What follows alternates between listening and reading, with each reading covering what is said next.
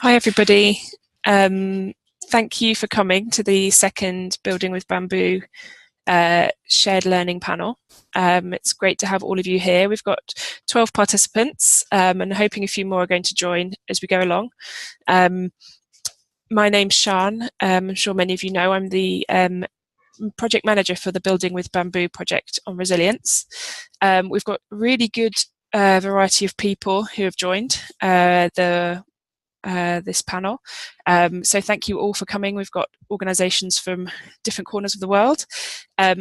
Because there's so many of you and we're expecting more to join, I'm not going to ask each of you to introduce yourself, but if you want to type in the chat box by clicking on the chat icon at the bottom of your screen, you can, please do feel free to say what organisation you're from and whereabouts in the world you are.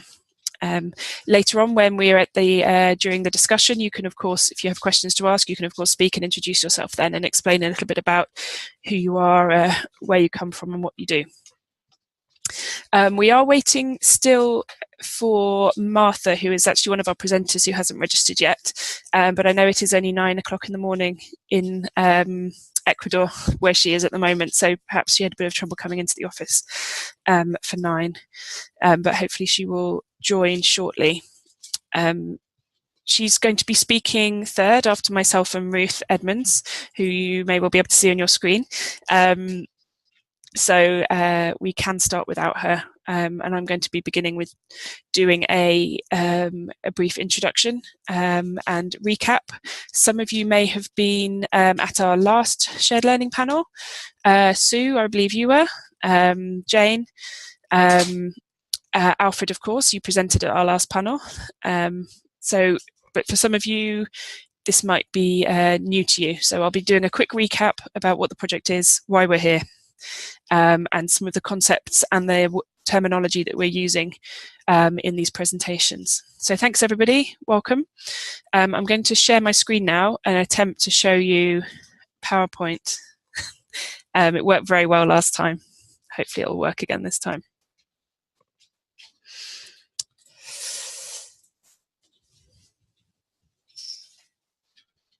Oops. Okay, just nod if you can see the slides. Great. Okay, so as you know, this is the second webinar shared learning panel as part of the Building with Bamboo project, where we're looking at how we can move from research to practice when we're thinking about resilience-based approaches.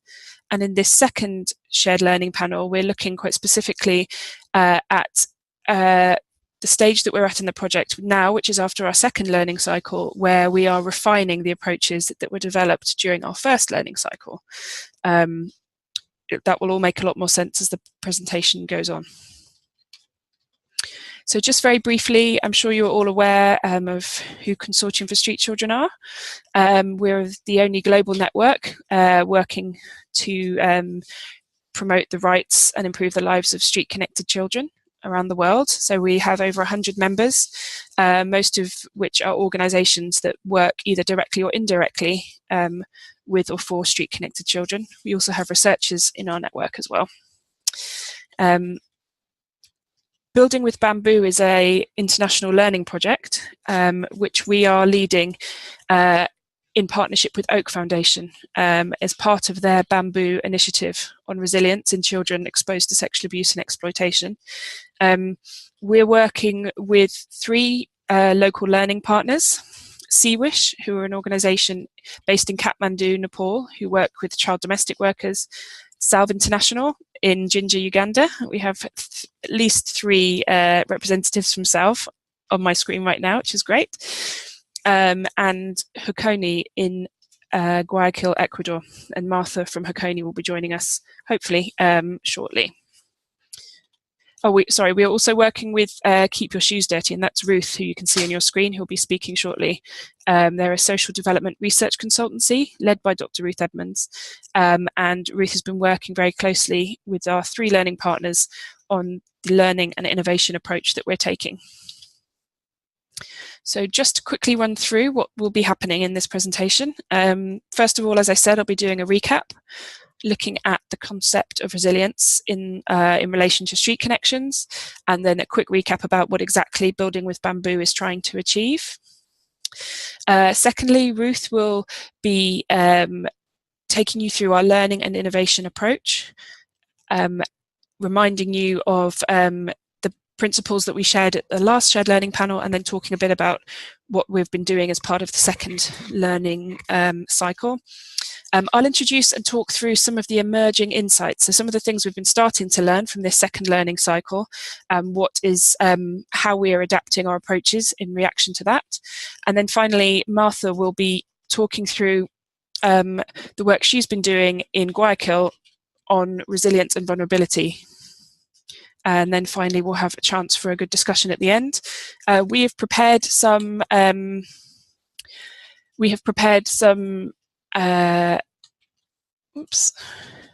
some discussion points, and they'll to get the conversation flowing, because we'd like to hear from all of you as well. And then if you have any questions for our panel, you can of course pose them. In terms of if you would like to ask a question, I think the easiest thing to do is either for you to raise your hand and wave like this, or to type into the chat box that you have a question, and then I will unmute you in order for you to, and ask you to speak to ask the question, ask your question, and then be part of the discussion. So just bear with me with the muting and unmuting. It's just much easier when there's a large group to keep everyone muted and then to just unmute you. So it's not a power trip, I promise.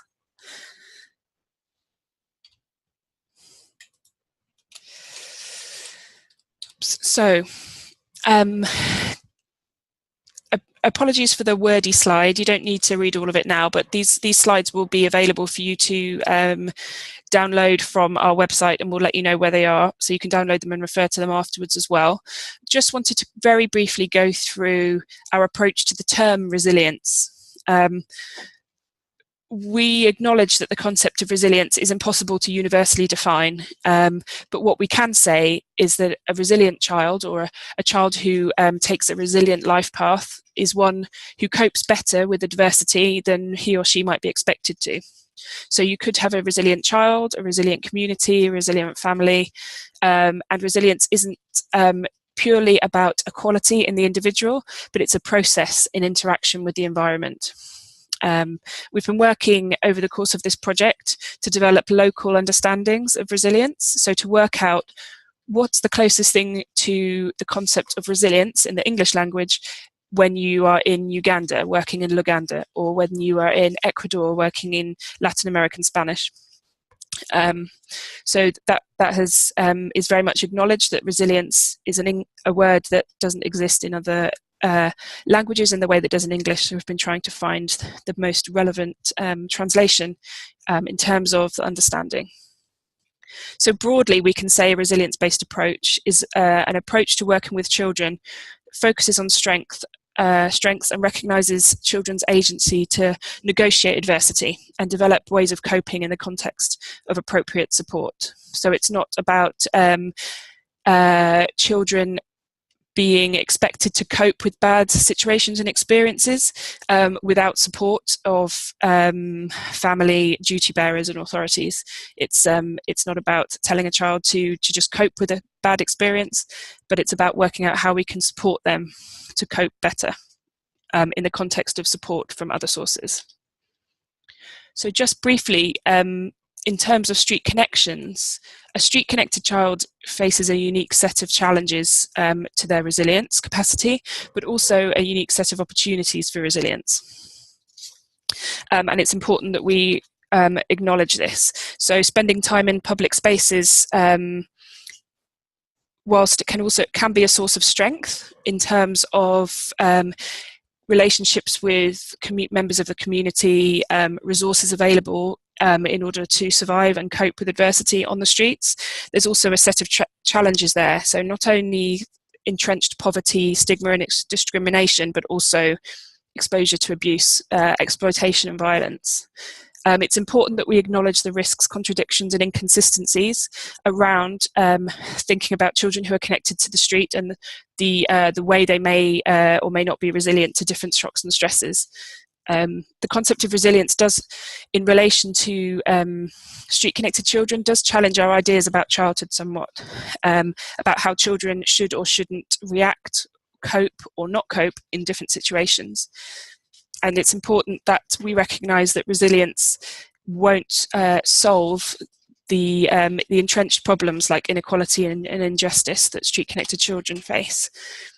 But what resilience can do is change mindsets, change the way that we think about street connected children, change the way that street connected children think about themselves, and challenge the perception of their potential and circumstances and abilities to negotiate their situation.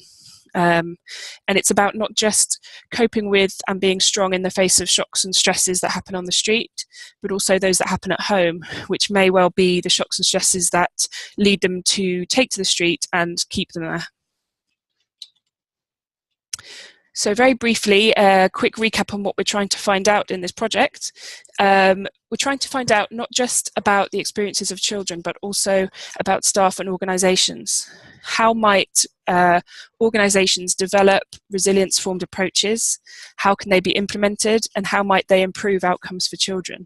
And what is the process like of trying to innovate and develop those approaches? And we're looking at that from the perspective of children, staff, and other adults. So we're working with 3 learning partners, as I mentioned. We've got Hakoni in Ecuador, there's Martha, who's the resilience champion there, we've got Salve in Uganda, we have Alfred, we have Siwish in Nepal, and we have Krishna. I'm just going to hand over now to Ruth and unmute her, and she can she's going to now talk through our approach a little bit. Ruth, I'll just ask that if you just give me a shout for next slide and I'll shuffle on the slides. Okay, that's fine. Hi, everybody. So yeah, I'll just recap the approach that we've taken or are taking in this experimental learning and innovation project, and then tell you a little bit about how things are different during this most recent learning cycle compared to our first one, and how the kind of approach is evolving. We have developed a bespoke learning and innovation approach which draws on a number of different methods, theories and ideas such as developmental evaluation, ethnography, Goetz's idea about local knowledge, process-based evaluation and participatory approaches, design thinking, and Rudnick and Miller's design approach, the idea about adaptation and innovation, and also Keep Your Shoes Dirty's kind of criteria and thinking about localized programming. And we'll provide some links at the end of the presentation if you're interested in any of those areas. The approach reflects the need to continue learning, to be iterative, and to continually adapt our program activities. So it essentially is an approach that encourages, supports and almost tracks the trajectory of organisational innovation and decision making within these resilience-based approaches that our partners are delivering, by helping them think through, learn about, test, refine, continually adapt and innovate their programming activities and ideas. This approach is quite suitable, we think, to the unstable, uncertain and chaotic settings in which many street-connected children live. So populations which change and fluctuate and are influenced by multiple factors. So it's an approach that's good at looking at and responding to complexity. We know that organisations working with street-connected children need to be flexible, they need to be agile and adaptable and very responsive. And so we considered the approach we're taking here, this sort of experimental learning and innovation approach, to be very useful. This way of developing and evolving programmes also makes it more locally responsible too. So rather than using lesson learning and generalisation to develop our programmes based on what we believe to be best practice, what we're doing is foregrounding local information. We're gathering local information using a design approach to inform the ongoing refinement of resilience-based programmes in ways which address local realities, the ones that we're learning about and keep learning about. And we'll talk more about that in a moment. And to put this in practice, we're using a series of learning and innovation cycles. I'll explain those in detail. in just a second. But we had to first prepare for this. And so we did this in 4 different ways, and this is what you're seeing on the slide at the moment. Firstly, we developed local narratives of resilience and well-being, as Shana said. And this was to situate these concepts, not just in the language of resilience and well-being, but within the socio-cultural logics about these particular concepts in different places. What were the constituents of resilience and well-being in different places? How would we recognise them if they showed up in the different places we were working? And then we use these local narratives to develop 3 distinct learning frameworks, one for each of the locations, which could be used to guide our learning around resilience and well-being in each place. And these frameworks were based and sort of driven by 3 learning questions, which essentially ask, how are the resilience-based approaches evolving? How are they promoting resilience? And is this leading to increased well-being? And if so, how? And then finally, we then designed some learning activities that could be used with children, staff and community members to generate learning about approaches and resilience. And then finally, we trained resilience champions to lead these learning activities. So moving on to the next slide, Sian. As some of you will remember from our first webinar, that each of the learning and innovation cycles consist of 3 stages. So we're taking this, we're using this cycle 3 times over the course of the project, and in each cycle there are 3 distinct stages. Firstly, conducting learning activities. These are primarily story-based research activities to gather data about how approaches are evolving and how they're promoting resilience and well-being in the local ways, sort of recognised in local ways. Secondly, analytic processes to identify learning by finding themes in the data and distilling key insights. By which I mean the things that are interesting, surprising or relevant to the questions at hand. And Sian will share some of these in a moment. I use insights as opposed to findings in that way. And then finally, sense-making innovation, to develop small innovations or to adapt or refine our resilience-based approaches in ways which reflect the learning and help evolve our practice. So in the second of our learning and innovation cycles, which we've just completed recently, we built on our experiences in the first one. We went deeper. We continued to be story-based, collecting stories from staff, children and other community members in 3 different domains. Staff experiences of delivering resilience-based programming, so program journeys, their decision-making, their adaptation, their fail points, their successes, etc. In the domain of sort of increased resilience amongst children, so children's stories about increasing resilience, where this is recognised for its local components. And we used a game with children to do that, where we broke down the different ways in which resilience is recognised in each of the places onto a deck of cards. We collected stories from children about these different components, if you like, of resilience. So one component in Uganda, for example, to give you kind of idea of what some of these are, was the proactivity amongst children to seek support and help. So being proactive to do that as a sort of an indication of becoming more resilient. That was one of the local components there, and there were many in each place. So we've kind of gone a little bit more, a bit deeper, I think, in the learning cycle 2 to help us to layer learning on top of what came out of learning cycle 1, and we'll continue to do that as we go forward. Moving on to the next slide, then, I think this is where, sort of now that we're well into our cycles of learning and innovation, having just completed our second one, it's possible to be in a good position, I think, now to explain how we're actually using this combination of learning and design processes to evolve the programmes. And so what we essentially have is sort of a learn, design, test, learn, refine, test sort of process or phases going on. It's a highly experimental approach, but it takes evidence as a starting point for continual innovation and adaptation. As I said, we're using a design approach as opposed to a more traditional assessment approach, and we're drawing on both innovation and adaptation processes. So depending on our learning, it's not always necessary to innovate to create something new, but rather adapt something that we're doing to better reflect our local learning. And again, some of the links at the end of the presentation kind of talk about these distinctions a bit further. So what this process has allowed us to achieve, I think, at this point is increasingly localised, situated or grounded if you will, resilience-based programming in each place. And this is an interesting departure from a usual best practice approach to programming, which draws on an assessment approach and takes from lesson learning and generalization. So as I've said, we're trying to foreground learning about the local, the unique, the particular, the specific in each place in relation to local notions of resilience, and using that to refine programming in each place to make it increasingly relevant to the local realities, the challenges that are occurring, and the changes that are continually happening in terms of the issues being addressed. So what I think we're developing and evolving here are these situated programming approaches, in addition to a process of learning innovation that we hope can travel and can be used to potentially develop more localized resilience-based programming in other places as well. So I think that sort of essentially covers the approach overall. I'm just going to talk a little bit about our sense making, which is the third part of the cycles of learning innovation that we've been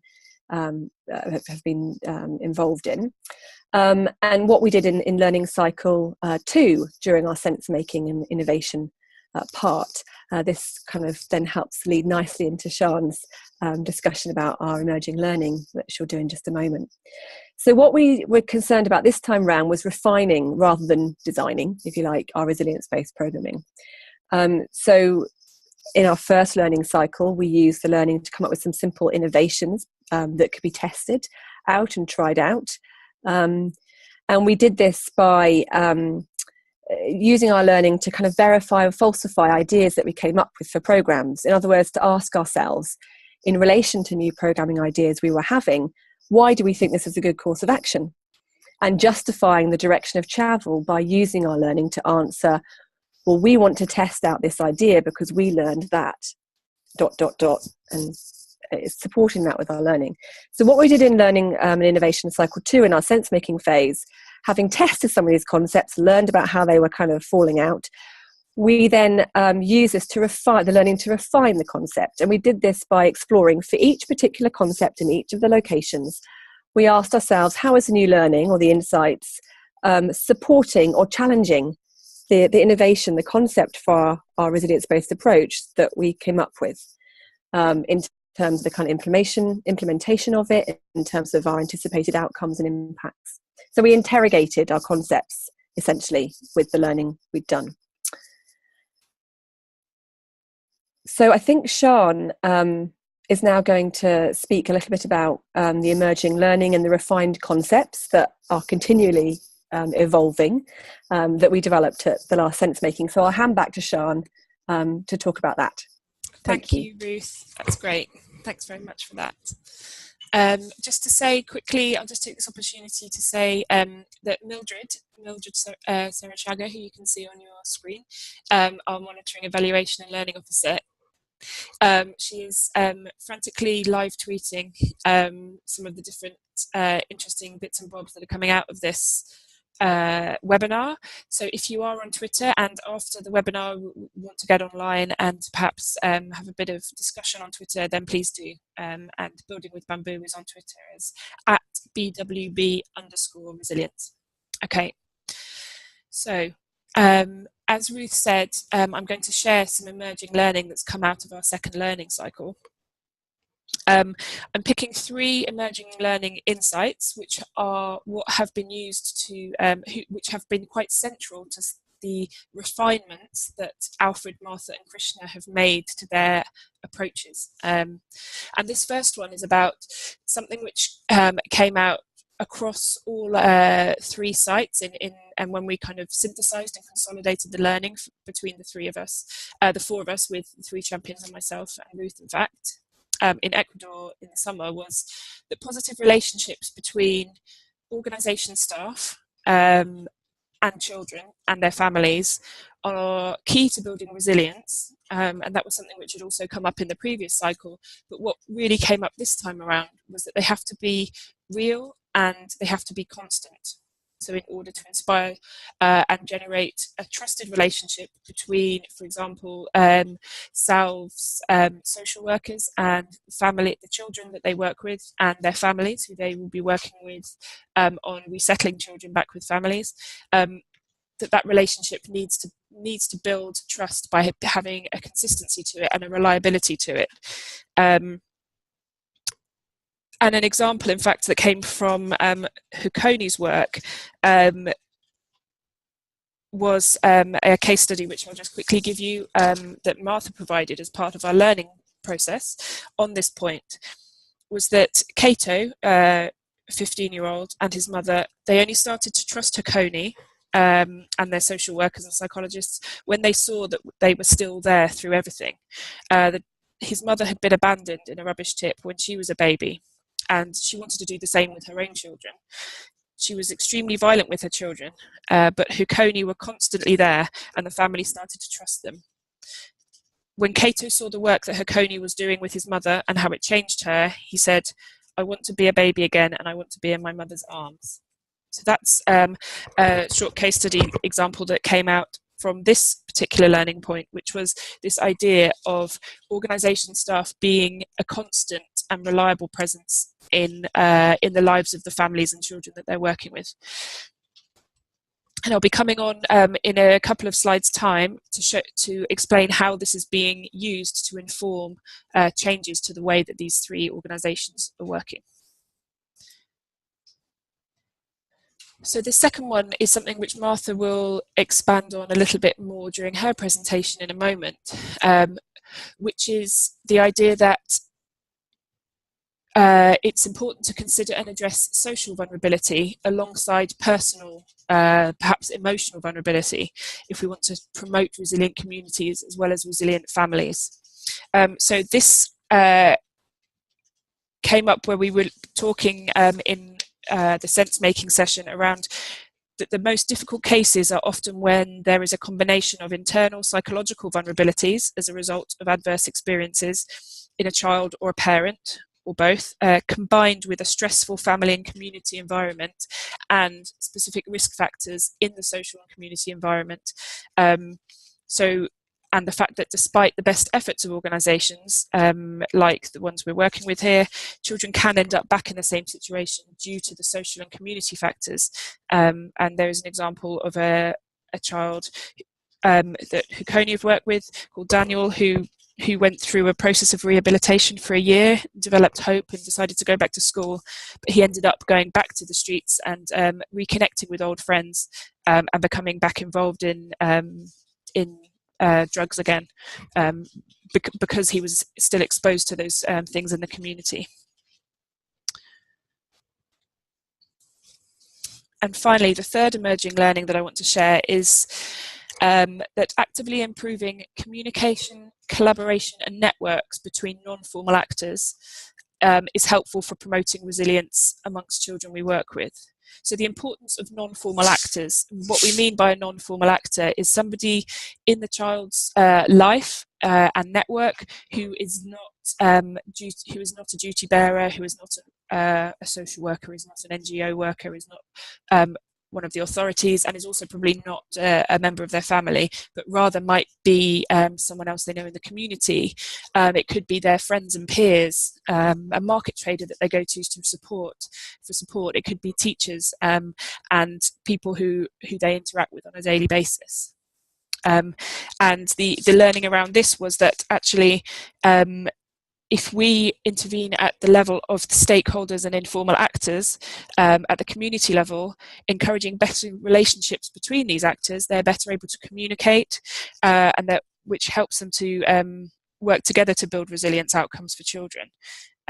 It's because they get to share together and develop better understanding of the kind of challenges that children face and how they can support them. And an example of this is in Kathmandu, Nepal, where CWISH work with child domestic workers, and they also work with their employers and their teachers. And previously, employers would often not engage with the education system and the teachers who were working with the child domestic workers they employ or monitor their progress. However, since improving the relationship between employers and teachers, the teacher can ask the employer how the child domestic worker is getting on at home, and they can discuss positive or negative changes to the child domestic worker in relation to their education, and also help employers to become more supportive about child domestic workers attending school, and supporting them if they face issues like bullying. So those are kind of 3 key emerging learning insights that I wanted to share with you. And I'm just going to talk through how these are now being used by these 3 organisations to refine their resilience-based approaches. So again, this slide, you don't need to read it all now. I'm going to quickly talk through it, but this is something that you can have a look at in more detail when you download the slides after the presentation.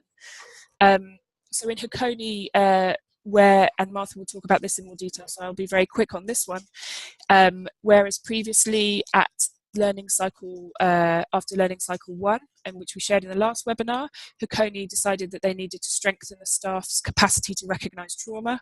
What they've now realised is that actually, rather than looking at individual trauma as a psychological phenomenon, there's more value in supporting staff to recognise vulnerability. So vulnerability includes social vulnerability, which I talked about earlier in relation to that learning point.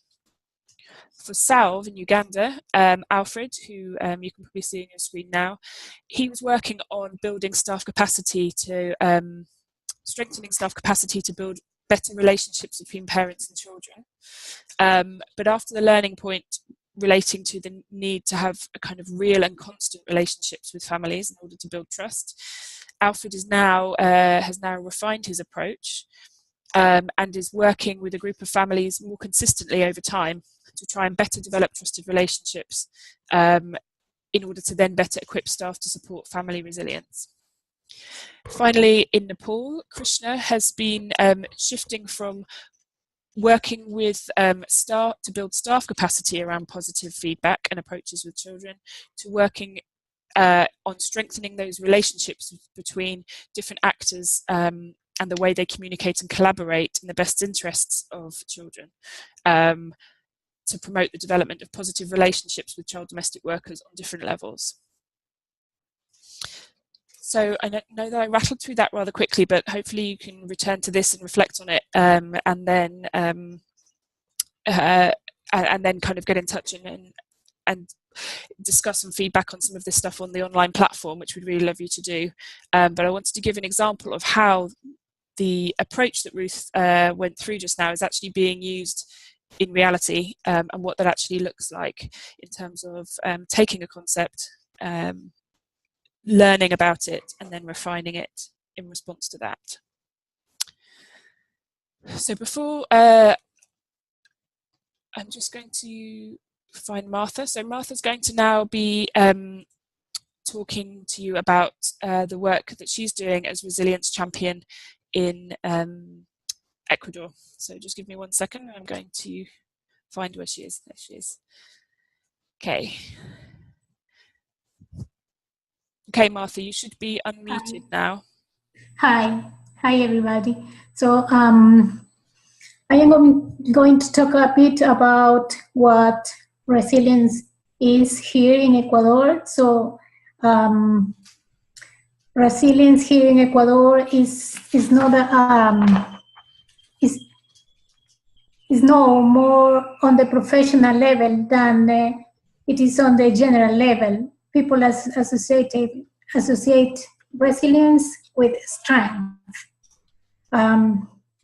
Ecuador is a country like many others in Latin America in that it has faced many adversities like natural disasters, political and social revolutions. However, its people rise and move on. A person with strength is a person who does not let them fall down, who fights, who resolves, and in times of adversity stands in solidarity and supports others. This was discovered to be true in the time we had an earthquake, and what happened with the people from the whole country and the solidarity and how they reacted. However, next slide, please. However, in the middle of this kind of strength of the Ecuador society, there are those who are not so lucky and have to face other adversities that are much are not easy for them. I mean, young boys, young girls, those who from an early age have had to fight to survive.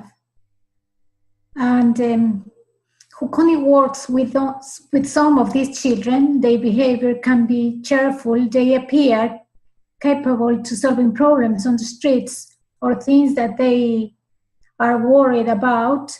However, we have also seen very little tolerance to live peacefully. They are always on alert for someone or something that is going on to hurt them and react with violence.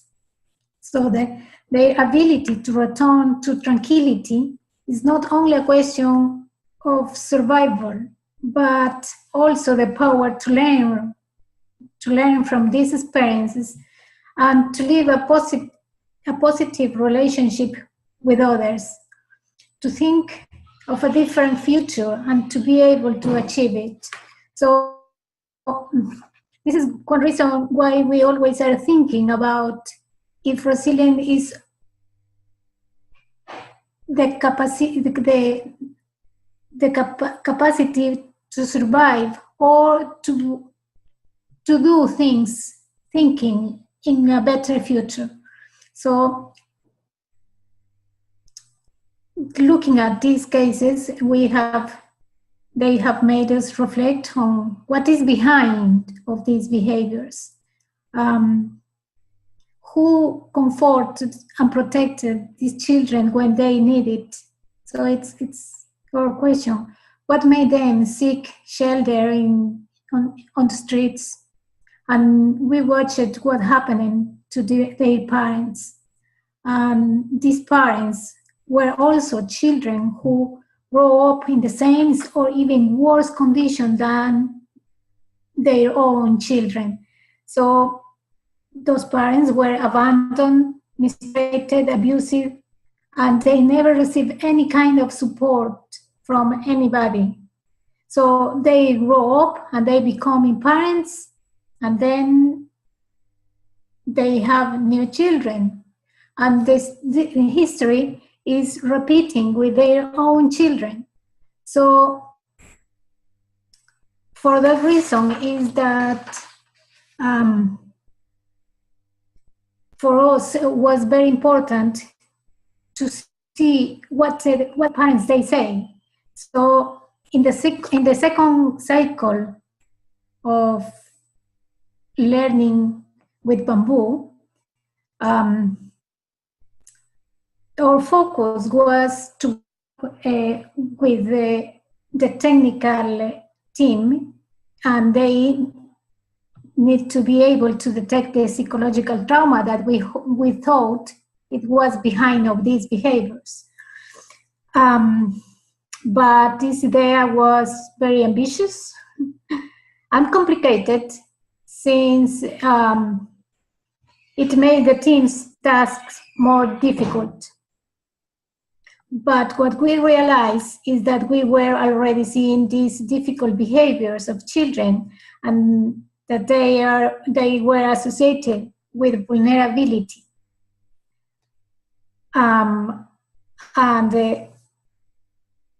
For example, we had one case, Pedrito, it's an anonymous name, and Pedrito, he was always on the streets, and he has his family, his mother, the father abandoned him when he was a baby, and he was very strong, very clever on the streets, and we thought, oh, this boy, it has a high resilience, high level of resilience. He can survive. He can do many things. He can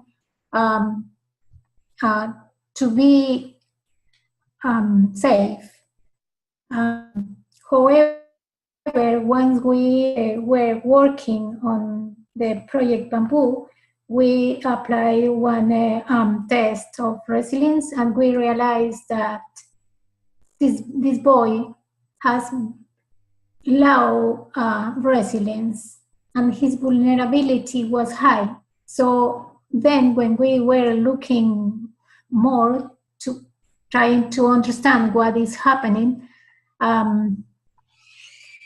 we realized that he had a very negative relationship and attachment with his mother, and he didn't learn how to deal with relationships. So when he was in the school, he couldn't tolerate the relationships between his peers, and the same with the teachers. So he abandoned the school, and the risk is that he was connected with the streets again. No? And that's the other point, that when he is connected with the streets, with his community, there are a lot of risk in his community, and it didn't help him. So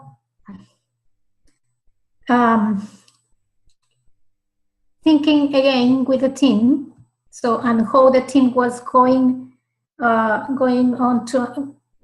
to understand what is happening behind of that kind of examples, like Pedrito. When they started to use the cards of storytelling, like in the sessions with parents and adults, mothers or teachers, it was another way to go deep and understand the emotions of these children, the mothers, other adults, and even their own emotions about any case. So it was one learning activity which helped us to understand how they are thinking about their own experiences and how they connect those experiences with their real lives, and how these connections can make sense in their own lives. So it was very interesting in the three levels: children, parents, and the staff, the team. So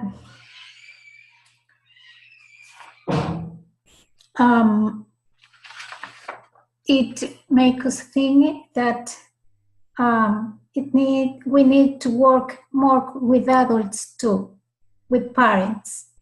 So if we don't work with parents, the level that we are going to change or make different things with children is not enough to provoke a real change for the future of those children.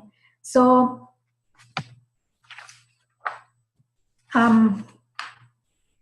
so in this example, for him, in this picture with this family, it was a positive experience that they have as family.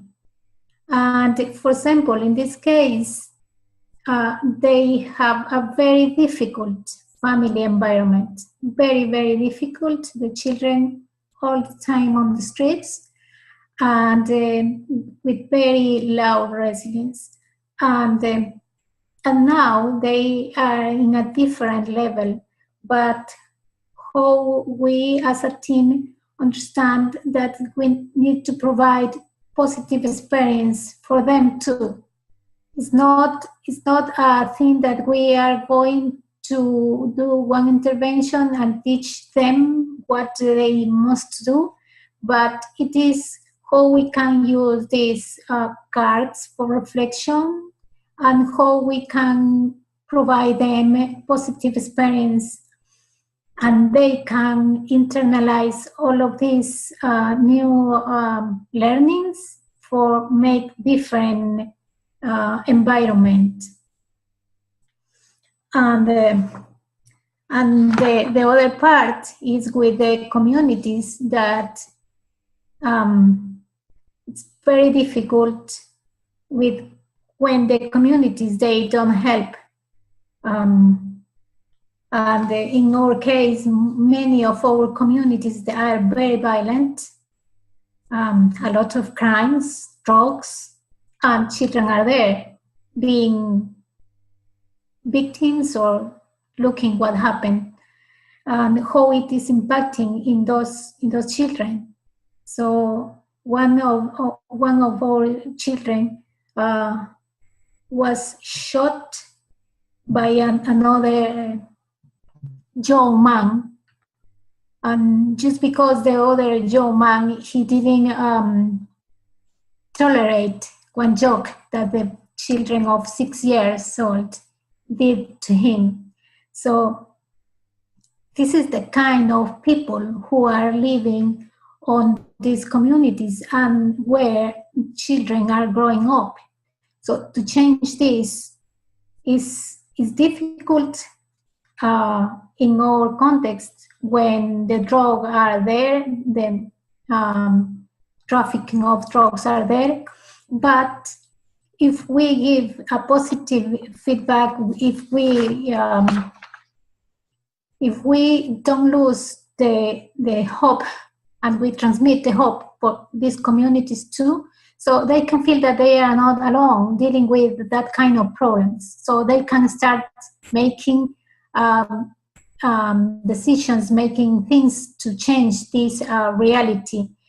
But they do that because they have their own children living there, and it's how they can what they can do to protect their own children. So in this experience of CONNEC, we have been realized that the most powerful element to help children is the connection, the emotional connection that they can have with their own parents, with one member of the family that can provide this positive experience in their lives.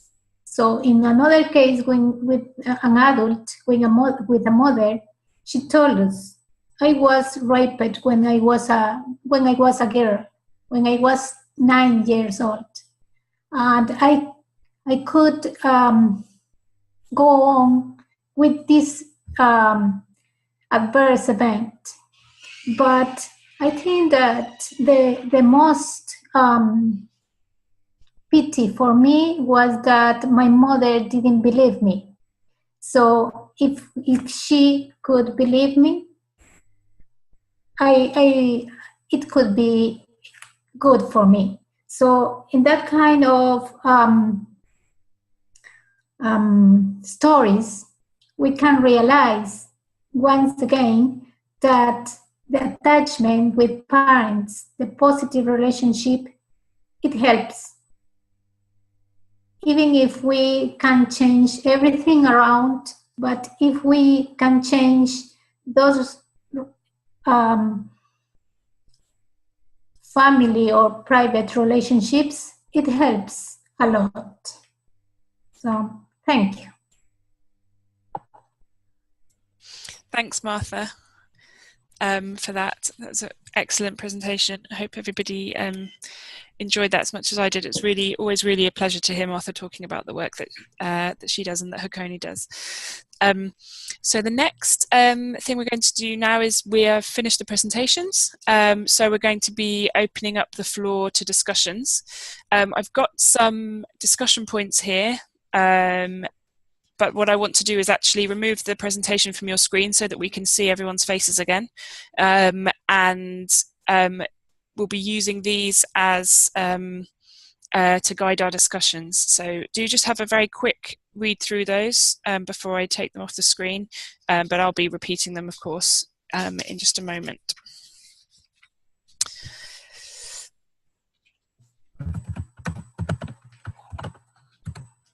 Oops, sorry, that would help if I kept them on the screen. Sorry about that.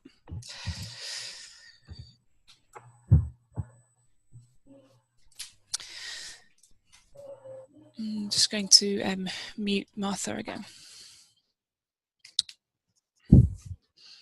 Okay. How do I stop sharing? Stop sharing. There we go. Okay, there we go. Hello, everybody. First of all, if anybody has a question or a comment, the best thing for you to do is to type it into the chat box, because I can't see all of you. Or can I? I think maybe I can. I think I can see all 16 of you. So do either wave and I will put you in the queue or come to you next, or please type it into the chat box, either just to me or to everybody, so that I know that you're waiting. Okay, first of all, I wanted to start with a question which you would have seen on that last slide, which is, how do your programs or research projects address this concept of social vulnerability, and this concept that Martha raised and that came up out of our learning about the factors outside of the individual child and perhaps outside of the individual family, which make that child or which may make that child find it harder to be resilient in the face of adversity, or maybe the cause of adversity. So I'd like to start with that one. If anyone would like to talk about that, Alfred as well, of course, if you have any insights from the work that you've been doing as part of Building with Bamboo as one of the other resilience champions, do let me know.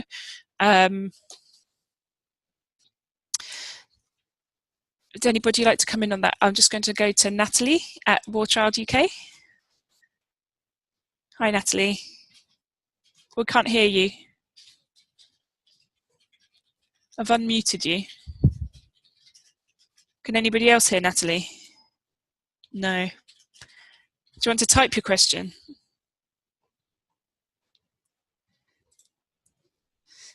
I think obviously I don't think your microphone's working, Nat.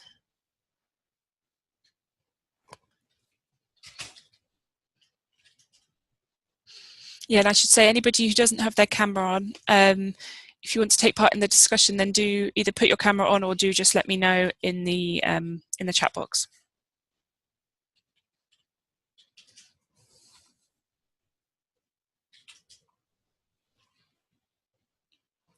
Okay, just to repeat the question then, it was, how are your programs or research either looking at or addressing vulnerability, or perhaps we could call them risk factors in the community, or social vulnerability factors, so that might impact on a child's ability to cope with adversity. So even if you support a child and family to be more resilient, what interventions or ways are you thinking about those factors that you perhaps can't control, and how you negotiate those, or how a child or family can negotiate those?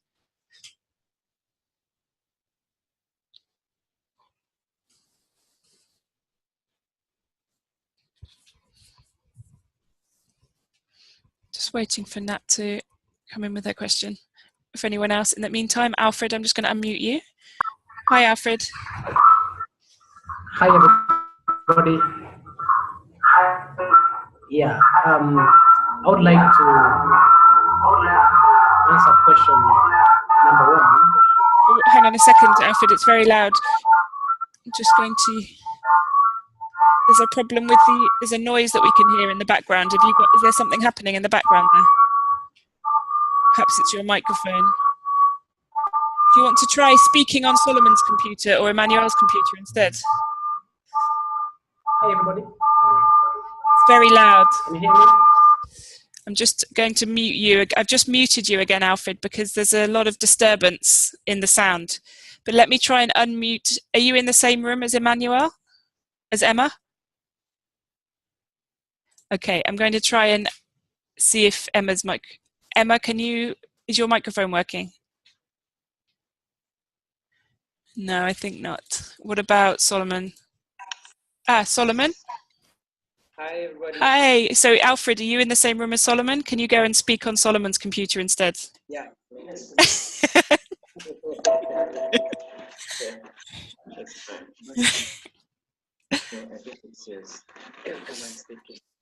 Oh.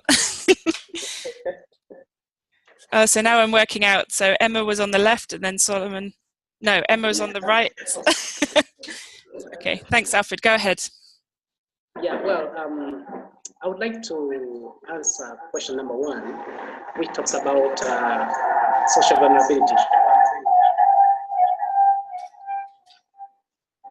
Okay. Yeah, so one of the things that we are trying to do is to, work more with the families, because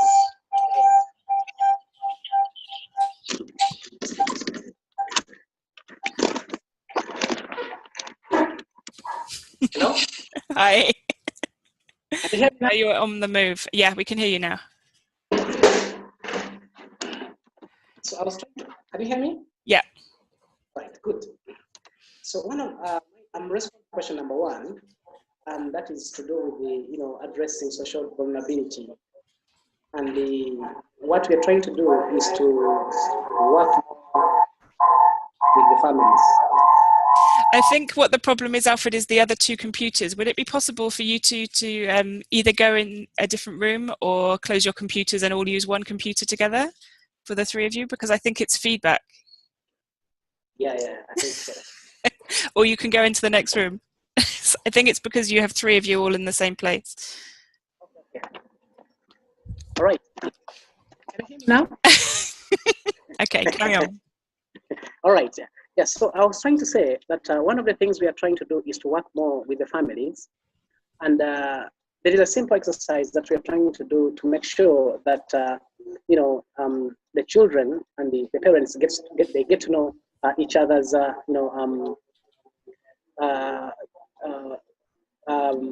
weaknesses and strength. And what we're doing is, like, you can get a piece of paper, you give to the child, and you get another paper, you give to the parent, and let the parent write down all the good things about the child, and then what are some of the other bad things, and then to help this child, because normally the vulnerability is there, but sometimes the children have this vulnerability, but they cannot speak it out.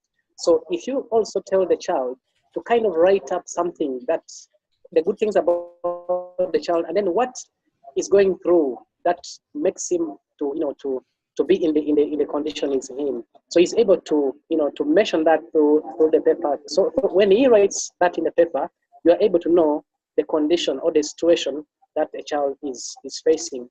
Then you are able to make an intervention.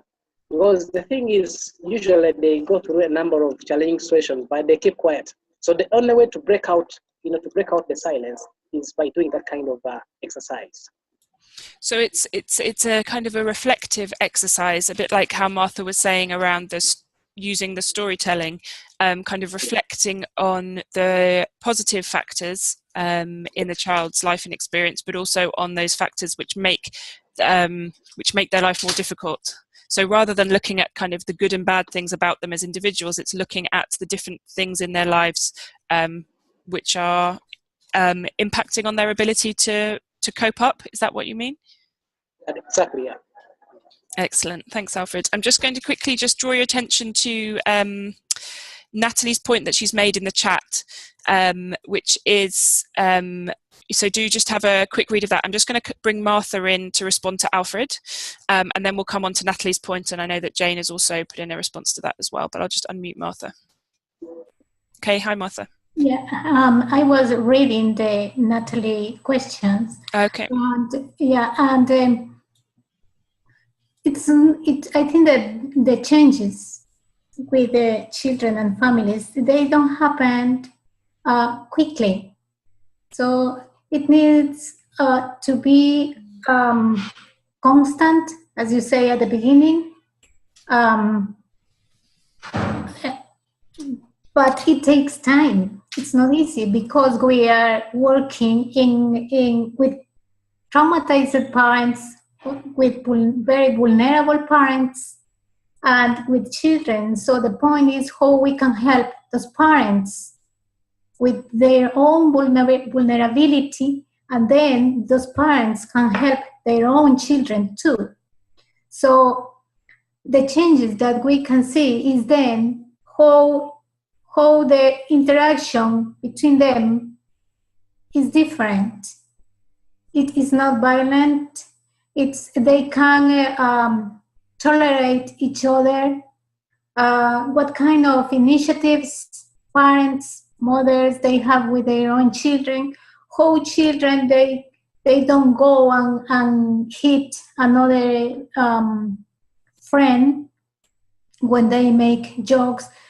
How children are included in the school, and they have they enjoy learning on the school, or they are not thinking to go out. So I think that they are kind of evidence to see what is changing in their lives. What parents, what they do to protect their own children, but how they can be interested about what is happening with their own children. So it's about behavior, what we see. It's about resilience, but it's about what they say too. When we use these cards, the storytelling, it's what they say in their speech, in their communications. I'm just going to, thank you for that, Martha. I'm just going to bring Natalie in now because she thinks she might have fixed her microphone. She might have more to add there. Can you hear me now? Yeah. Fab. No, that's really interesting. Thank you, Martha. I think from a humanitarian perspective, the challenge is the funding is shorter term, and we're seeing pressure to be able to evidence that children have an improved outcome, and we're trying to communicate and have this exactly this conversation with donors and say, actually no, these things do take time, and it's much more nuanced than being able to say a child has gone through this program and then will not do X, Y, Z, or will behave in a different way. And I think having moved from CSC in a development rights context to a humanitarian context, it's a lot. There's a lot more emphasis on being able to prove that a child is resilient. So I just wondered, either from Building with Bamboo or other tools and processes that the development community have that document this. Maybe it's this, maybe it's through storytelling, maybe it's through, whilst we're having this longer conversation with donors, to try and encourage their appreciation that these things are more complex than a quick fix solution. If there's just any work on capturing that as a child, as you work with a child, I think the joy of being in an enduring development context is that you can focus on a child long term and for years. In a humanitarian setting, funding can be as short as 6 months, 6 to 12 months, and children will move on, their families will move on, their family dynamics will change, the conflict will change. So it's a constant, we're not really sure if what we're doing is working or not, I guess. So just if there's any tips on how to capture that information and document it, would be great. I'll just bring Ruth in on that. She's waving frantically. I was wanting to ask, Natalie, I think it's a really interesting point, and I wanted to ask you, are you talking, what kind of change are you talking about that you want to capture?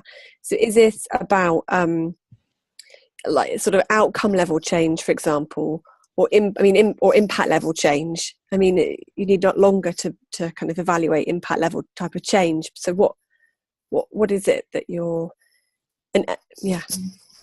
So again, this is why I was really interested when Martha was talking about trauma to social vulnerability and shifting that narrative almost between thinking about children as being traumatized to children living in a state of personal and social vulnerability. It's about their wider environment. And in the humanitarian sector, we've seen a war exposure approach to trauma, and that lots of people who are exposed to war and violence and armed violence will be traumatized by that. And now research is demonstrating that that's not necessarily the case, and actually things that have a bigger impact on a child's psychosocial well-being and possibly mental health conditions is connected to daily, everyday problems, similar to in a street child context: domestic violence, problems with family relationships, breakdown of family, breakdown of social support structure, peer networks, displaced or non-existent, and the instant shock that perhaps the humanitarian community, the shock in individuals when they're exposed to armed violence, that instant shock, and then the stress that people display and the problems they demonstrate actually is a normal reaction. So we're trying to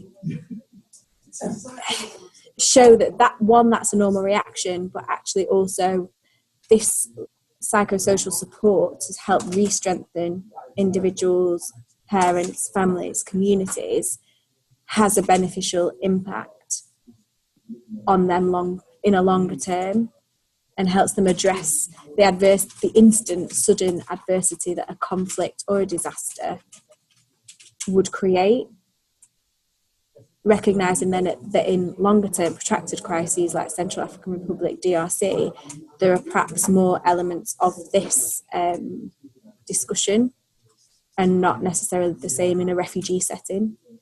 I know it slightly moves away from street connections, but it's just interesting that it's a very parallel conversation happening in two communities that aren't necessarily crossing over. And in the development rights sector, it's talking about resilience. In the humanitarian sector, it's talking about well-being and need. And it's similar ideas coming through, and yet in both areas, we're not necessarily showing concrete change that donors are listening to, is what I'm finding here anyway.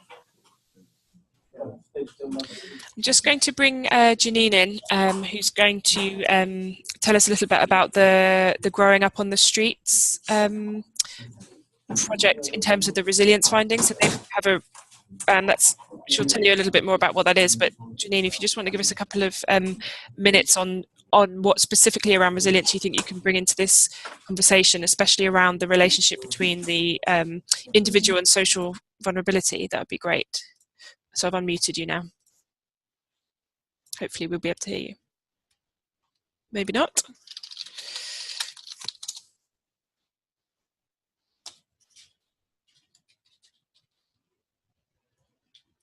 Okay, we'll come back to Janine then. Did anybody else have anything that they wanted to add on that?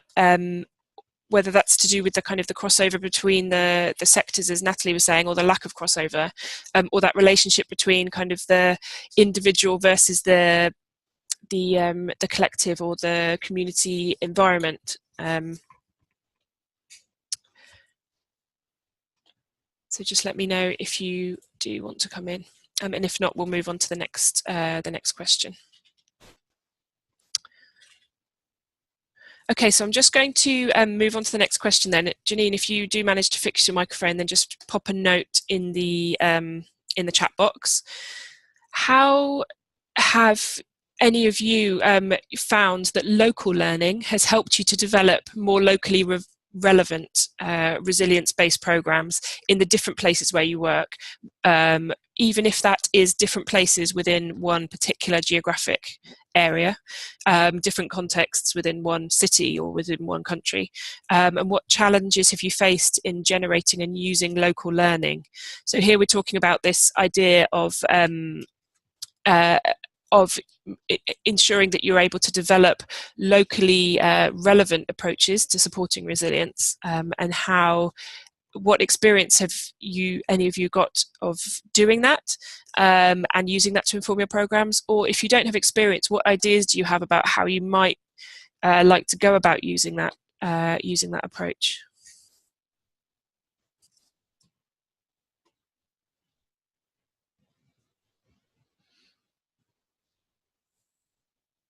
How are we getting on here? And just to say, Ruth is putting some interesting, useful links in the chat box regarding resilience and humanitarian approaches, if anybody is interested. Does anybody want to talk about local learning?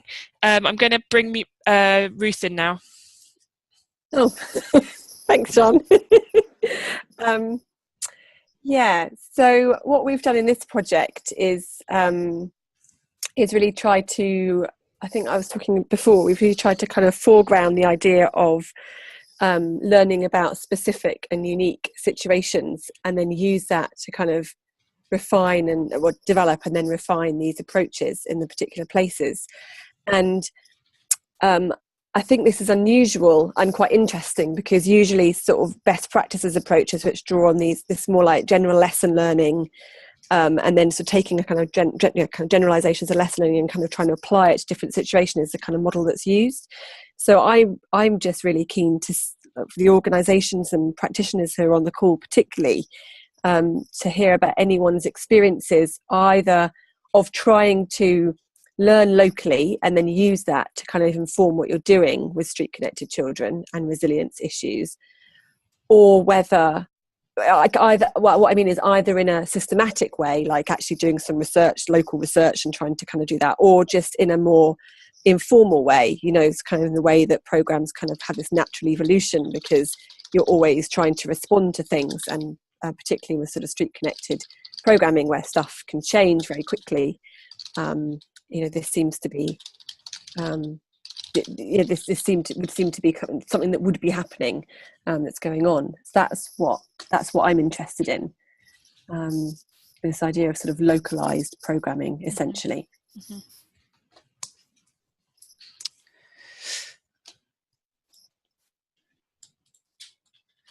And I do think that throughout the course of this project so far, what we have really noticed is the difference, the differences between the three settings that we're working in. We're working in these three very different kind of cultural and social settings, as well as geographic settings, in Uganda, Ecuador, and Nepal. And there are some really, have been some really distinct observations of the differences in the way that you can the organisations can work effectively in these different settings. When we were in Ecuador in the summer with Alfred, who's obviously from Uganda, he kind of observed very much that in Ecuador people are very open about their emotions, so they will display emotion in a certain way. They are perhaps better equipped to talk about their emotions. They are more physically affectionate and tactile, and they express their feelings very much through touch. And you know, they like to kiss and hug all the time, and that's a very important part of the social interaction there. Whereas in Uganda, it's very different. And I don't know, Rodney, if you have anything to add on this. Whereas there's very much an expression of emotion that happened that Alfred and I saw among the families and children that we met in Ecuador. Alfred observed that in Uganda people behave quite differently, are much more reserved about their emotions and about talking about their feelings. Would you agree? Yeah, I agree. I agree with that. And can you hear me? Yeah, we can hear you. Yeah, I agree with that. And for the people I've worked with here in Uganda as well, one of the most challenging issues here is also most of the people, most especially the street-connected children, are not so open. When you talk to them, they kind of reserve their background. For those I've worked with, they don't normally open up easily, and they take time to get to trust someone who works with them. And even the women we've worked with in certain communities, for them, it's easy for them to open up sometimes. And it also goes back to how the way you approach them. When you approach them, the mindset you approach them with is how they also return the favor to you. That's in a way they talk about their families, talk about what hurts them most, talk about what inspires them, and also about what they're really passionate about. So I think, like you said, the difference in the way different people get to approach you also matters a lot. Yeah, here in Uganda, that's what I've observed. But I guess in the way we work as us in Uganda, especially me, I basically use art as a therapy, whereby we use different projects to really get the information we need out of these children. For example, when you're working with street children, you get to tell them to draw something about their families, about what they really feel their family should be. And so that's how you get to capture what they really think about and what they're really passionate about, and what's, yeah, basically that. Thank you. And I think that's quite similar, Martha, to some of the approaches that your team use when you're working with children in terms of play, creative activities and play, that you use during Operation Friendship, but also then when you're working with families in order to use different kind of almost games which are about expressing emotion. Would you agree? Yeah. At the beginning of the interaction, at the first contact with them, with children or parents, it is better if we do know about invasive first contact. Mm-hmm. So it helps more if we do this approach in a positive way, not criticizing them, not telling them how wrong they are as parents or things like that. But playing games or doing something that is not difficult for them.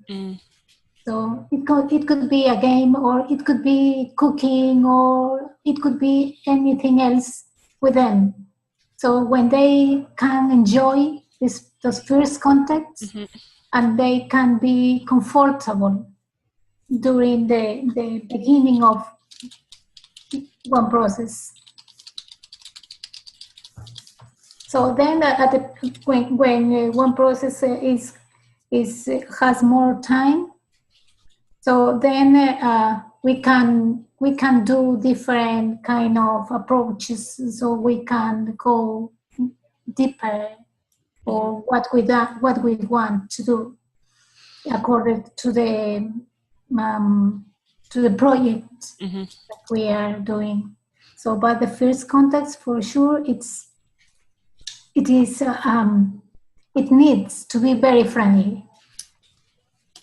Thank you. I'm just going to try and bring in Janine again because she thinks she might have fixed her microphone. Janine? Hello.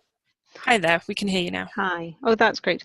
Sorry about that. I thought it was interesting what Natalie was saying earlier about the fact that what we might call chronic adversity, which is a phrase that I've come across to describe the lives of street children and youth.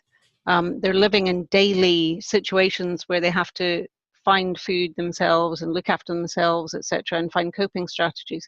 So I thought that was interesting, comparing that with conflict situations, which you might expect to have a greater impact on the need for resilience or on their psychosocial health. So in Growing Up in the Streets, it's a 3-year project, and generally the young people there do not have a family setting. They've left the family setting for various reasons. So they replace that with coping strategies, which can be negative or positive, for example, friendship groups or alcohol and drugs. So just to come back to Natalie on that point, but thanks. Great, thanks, Janine. I'm just going to point out, so the meeting's going to end in 6 minutes, and I think that Zoom may well just end it. It might just suddenly end at 4:30. So I just wanted to just flag that up. And I'm just going to quickly return now to the PowerPoint presentation. There's a couple of slides towards the end that I just want to talk through with you before we finish. Which is what next. So thank you everybody for taking part in this shared learning panel. It's really fantastic to get engagement from so many different organisations and so many different settings, and people who are looking at this this concept of resilience from lots of very different angles. So thank you for that. We're currently coming towards the end of our 3rd learning cycle, and we have our next sense-making session happening in Nepal in November, where myself and Ruth and the Resilience Champions will all be coming together. We'll also be publishing a learning update, which will be similar to our learning update 1, which you can see on your screen, which is available on the website buildingwithbamboo.org in the resources section. We are developing the learning update 2, which will expand on the insights that I shared and the adaptations shared in this presentation. I would really encourage you to join join conversation on Twitter, as I said, at BWB_resilience, but also at buildingwithbamboo.org. If you're not signed up already, please do sign up, it's free. And as well as being able to find all of the learning blogs which the Resilience Champions have been generating kind of on a weekly basis since the beginning of the project, you can also find resources, research on resilience, and crucially there is a discussion forum there where we're going to be continuing some of the conversations that have been raised in this panel. So please do go ahead and do that. Our next online panel will be in January, where we will be sharing the emerging insights from our final 3rd learning cycle. And then in the new year, we're going to be having roundtable learning events in Uganda, Nepal, and Ecuador. So if you're local to any of those places, please keep a lookout on the website and on our Twitter for information. And there will also be a whole project learning event towards the end of the project in April, where we will be having an event here in London for anybody who is able to attend that one. If you have any questions at all, I'm just going to put the Twitter address in the chat box so that you can all see it. Sorry, I don't know why I didn't use my common sense and put it on the presentation. I should have done that. There we go, BWB_resilience. Hopefully Mildred's going to tell me that might be, that is the right one. There's some really great links being shared in the chat box, so please do have a look through. And what I'm going to aim to do is download the chat from this call and circulate that to all of you as well, so that you've still got all the links and everything that was mentioned in the chat box. This webinar has been recorded, so the video of that will be uploaded to the website as well, along with a PDF of all of the slides. Does anybody have any final questions or points before we get cut off? And finally, there is some references and links as well, which Ruth has provided in terms of a bit about the background to the approach that she's using. So this will be on the slides that you can download from the website, so you don't need to memorize all of this. If you wanted to do a bit more digging on the innovation and learning approach and resilience.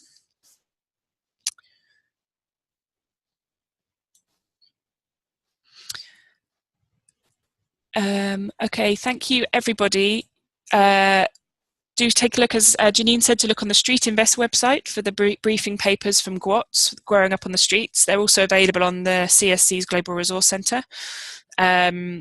Mildred's shared the Twitter address again, bwb_resilience. And please do sign up, buildingwithbamboo.org.